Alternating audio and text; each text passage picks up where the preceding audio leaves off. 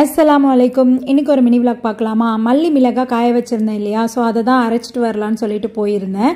அங்கே வந்து கேழ்வரகு மாவு வந்து சேல்ஸ் பண்ணுறதா சொல்லியிருந்தாங்க. ஸோ அதுவும் ஒரு 1/2 kg போல் வாங்கிட்டு வந்து பாட்டிலில் கொட்டி வச்சுட்டேன்.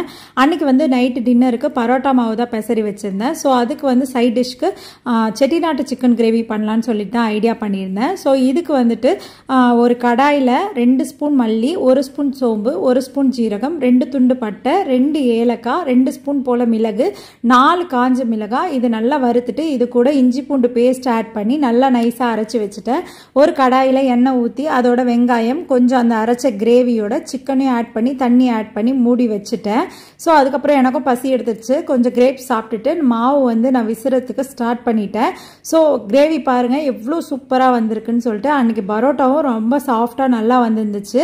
அல்ஹம்துலில்லாஹ். இன்ஷா அல்லாஹ் இன்னொரு மினி விலாகில் பார்க்கலாம். அஸ்ஸலாமு அலைக்கும்.